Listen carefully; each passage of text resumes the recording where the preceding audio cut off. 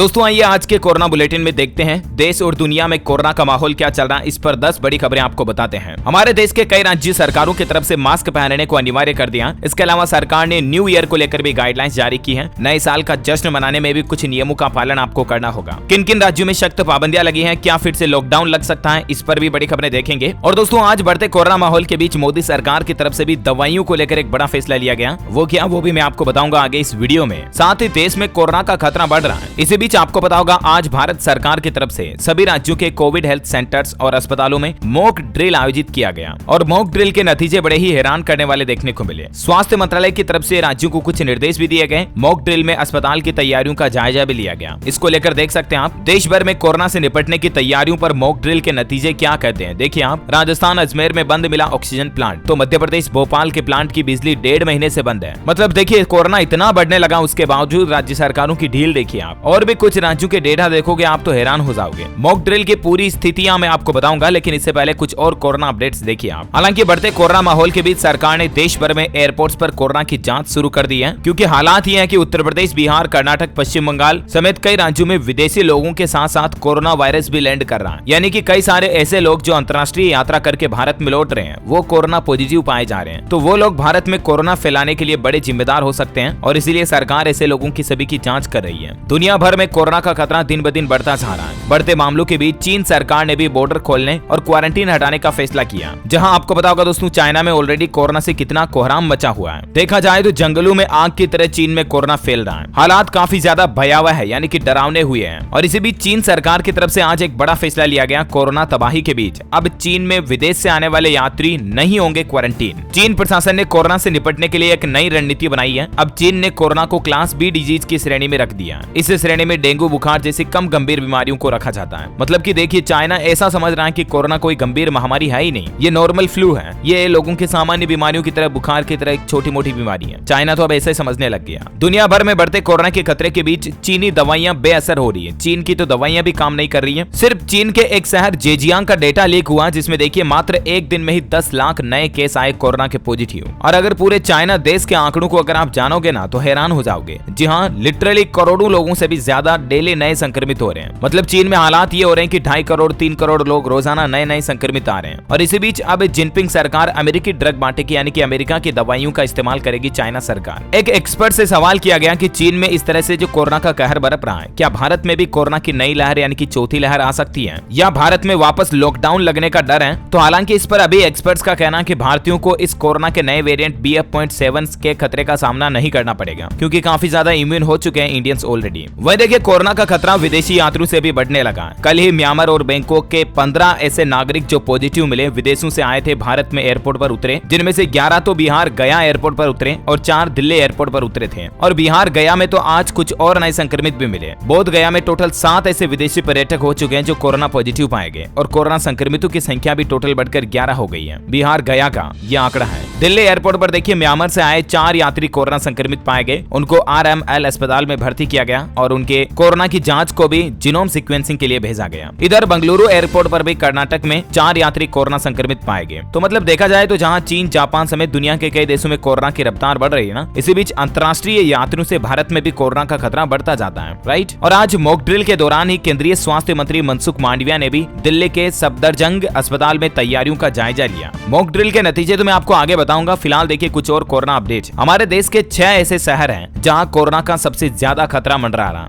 जिसमें राजस्थान राज्य के भी 2 शहर शामिल हैं। अगर राजस्थान की बात करें तो 8 जिलों में संक्रमण दर 1% से ज्यादा रही है। जिसमें कौन कौन से शहर शामिल है देख सकते हैं आप, गंगानगर, नागौर, करौली, भरतपुर, झुंझुनू, जयपुर, आमेर और चूरू। और भारत के टोटल 8 ऐसे जिले हैं जहां अलग अलग राज्यों के जहां कोरोना का खतरा सबसे ज्यादा है। वो कहां के जिले आप देख सकते हैं। राजस्थान में तो 2 शहर करौली और गंगानगर, तमिलनाडु का डिंडीगुल, अरुणाचल प्रदेश का लोहित, उत्तराखंड के रुद्रप्रयाग में 11%, उत्तराखंड का नैनीताल 5.5%, मेघालय का रीभोई और हिमाचल प्रदेश के कुल्लू में यहाँ संक्रमण दर काफी ज्यादा है। यानी कि इन शहरों में रहने वाले लोगों को तो थोड़ा सावधान और अलर्ट रहना चाहिए। मास्क जरूर लगाएं, सोशल डिस्टेंसिंग बनाए रखें, बिना वजह घर से बाहर भीड़ भाड़ वाले इलाकों में ना जाएं तो ही बेहतर है, ठीक है ना। अच्छा, इसके अलावा राजस्थान में कोरोना की स्थितियां काफी नियंत्रण में है। मुख्यमंत्री अशोक गहलोत का कहना है कि मास्क से कोरोना के अलावा अन्य बीमारियों से भी बचाव आप कर सकते हैं, तो मास्क का इस्तेमाल जरूर करें। अच्छा, मोदी सरकार का एक बड़ा फैसला देखिए दवाइयों को लेकर कि कोरोना की नेजल वैक्सीन 325 रुपए में लगेगी। हालांकि प्राइवेट अस्पताल में आपको इसके लिए 800 रुपए देने पड़ेंगे और जनवरी के आखिरी सप्ताह से ये मिलना शुरू हो जाएगी। हाल ही में आपको पता होगा भारत सरकार की तरफ से भारत बायोटेक द्वारा बनाई गई एक नेजल कोरोना वैक्सीन को मंजूरी दी गई, जो कि बूस्टर डोज के तौर पर लगाया जाएगा। तो इस दवाई की कीमत को भी आज रिवील कर दिया गया। भारत बायोटेक की ये नेजल वैक्सीन सरकारी अस्पतालों में 325 रुपए में लगाई जा सकेगी और देश के प्राइवेट अस्पतालों में इसके लिए आपको 800 रुपए चुकाने होंगे। इसी महीने की 23 तारीख से ही इस नेजल कोरोना वैक्सीन को मंजूरी मिल चुकी है, ठीक है ना। आप इसे कोविन ऐप या कोविन पोर्टल के जरिए ही बुक कर पाएंगे। अच्छा, वहीं कोरोना पर अंतर्राष्ट्रीय न्यूज में एक और बड़ी खबर आ रही है कि चीन के कोविड से भी जापान में बदतर हालात होने लग रहे हैं और इसी बीच जापान के प्रधानमंत्री फूमियो किशिदा की तरफ से भी कुछ बड़े कदम उठाए गए हैं। और वो ये दोस्तों कि जापान में भी कई शहरों में सख्त लॉकडाउन लागू कर दिया गया। कई जगहों पर लोगों के लिए सार्वजनिक स्थानों पर सख्त पाबंदियां लागू कर दी हैं। और हाल ही में वैज्ञानिकों के एक रिसर्च में भी कोरोना पर बड़ा खुलासा हुआ कि कोरोना होने से लोगों के सूंघने की शक्ति खत्म क्यों हो जाती है। इस पर एक नई साइंस की रिसर्च सामने आई है। कोरोना के सामान्य लक्षणों में आपने देखा होगा कि स्वाद खत्म हो जाना या सूंघने की शक्ति कम होना या खत्म हो जाना। तो इस लक्षण को लेकर ड्यूक यूनिवर्सिटी के रिसर्चर्स ने हाल ही में खुलासा किया कि आखिर ऐसा क्यों होता है। तो कोरोना में सूंघने की शक्ति खत्म होने के पीछे कारण ये है हमारा इम्यून सिस्टम।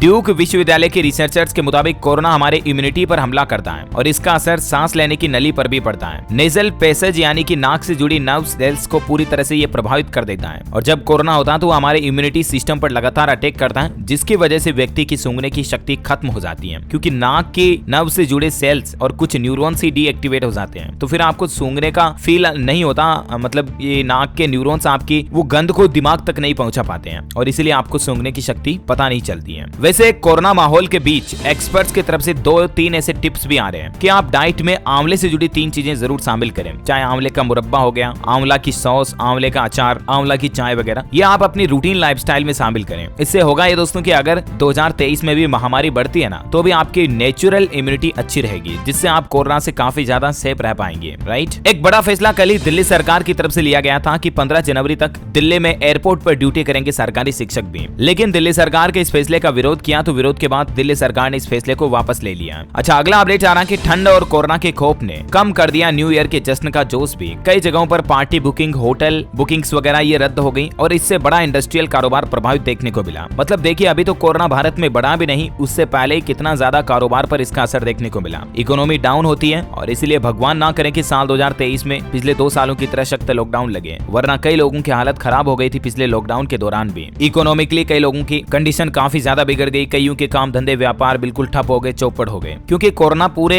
बाजार में मंदी लाता है, राइट। तो ये काफी ज्यादा महत्वपूर्ण फैक्टर है दोस्तों कि आप भी मास्क लगाएं। देखिए, कर्नाटक राज्य सरकार की तरफ से तो मास्क लगाने को अनिवार्य कर दिया और नए साल की जश्न पर पाबंदी को लेकर भी नए नियम जारी कर दिए। कर्नाटक राज्य सरकार का कहना है कि आपको सभी सार्वजनिक स्थानों पर जैसे कि hotel, restaurant, pub, mall, cinema hall, इन जगहों पर जाने के लिए पूरे कर्नाटक राज्य में मास्क लगाना वापस कंपलसरी यानी कि अनिवार्य कर दिया। और इतना ही नहीं, नए साल का जश्न भी आप रात 1 बजे तक मना पाएंगे। इस दौरान भी आपको मास्क पहनना अनिवार्य होगा। और सरकार ने यह भी कहा कि किसी भी कार्यक्रम में शामिल होने वाले लोगों की संख्या उपलब्ध सीट से ज्यादा नहीं होनी चाहिए। इसके साथ ही कर्नाटक राज्य सरकार की तरफ से एक और बड़ी घोषणा ये भी की गई कि BF.7 कोरोना वेरिएंट का इलाज लोगों के लिए फ्री होगा। हालांकि आपको मास्क वगैरह और कोविड गाइडलाइंस के नियमों का पालन करना होगा, राइट। अब बात करते हैं दोस्तों कि देश भर में आज कोविड की जो मॉक ड्रिल कराई गई, इसकी कुछ तस्वीरें सामने आ रही है, मैं आपको दिखाना चाहूंगा। देखिए, आप मॉक ड्रिल की समीक्षा करने के लिए दिल्ली के उप मुख्यमंत्री मनीष सिसोदिया भी लोक नायक जयप्रकाश नारायण अस्पताल पहुंचे, वहां का दौरा किया। ये तस्वीरें हैदराबाद स्थित गांधी अस्पताल में मॉक ड्रिल के दौरान की। राजधानी हैदराबाद स्थित गांधी अस्पताल में मॉक ड्रिल के दौरान डॉक्टरों की कुछ परिस्थितियां आप देख सकते हैं। जम्मू कश्मीर के गांधीनगर MCH अस्पताल में मॉक ड्रिल की आयोजित की गई ये तस्वीर है। इसके अलावा देश भर में कोरोना का जो मॉक ड्रिल कराया गया, उसमें राजस्थान अजमेर में कुछ लापरवाहियां देखी गई। ऑक्सीजन प्लांट बंद मिला। मध्य प्रदेश भोपाल के प्लांट की तो हालत ये कि 1.5 महीने से बिजली बंद है। मतलब भारत में कोरोना इतना ज्यादा बिगड़ने लगा, उसके बावजूद राज्य सरकारें कितनी ढीलम डाल दे रही है। जब फिर कोरोना विस्फोट होने लग जाएंगे, एकदम से मामले 2 गुने, 5 गुने, 10 गुने होने लग जाएंगे, फिर करेंगे क्या तैयारियां। इन्हीं तैयारियों का जायजा लेने के लिए तो आज मॉक ड्रिल आयोजित किया और इसमें पता चला कि कई सारे जिला अस्पतालों में कोरोना के खिलाफ तैयारियां काफी कम हैं। मॉक ड्रिल से जुड़े कुछ वीडियोज भी सामने आ रहे हैं। ये फोटो उत्तर प्रदेश के बलरामपुर के अस्पताल की है। यहाँ डिप्टी CM ब्रिजेश पाठक ने तैयारियों का जायजा लिया। जम्मू कश्मीर के गांधीनगर में कोरोना से निपटने के लिए MCH अस्पताल में मॉक ड्रिल की गई। तमिलनाडु के स्वास्थ्य मंत्री सुब्रमण्यम ने भी चेन्नई के राजीव गांधी सरकारी अस्पताल का दौरा किया। अच्छा, भारत में पिछले पिछले 24 घंटों के दौरान कोरोना आंकड़ों की बात करें तो दोस्तों 157 नए केस आए और अभी भारत में एक्टिव केस की बात करें तो 3421 कोरोना के सक्रिय मामले चल रहे हैं और पिछले 24 घंटों में मात्र एक व्यक्ति की मौत हुई।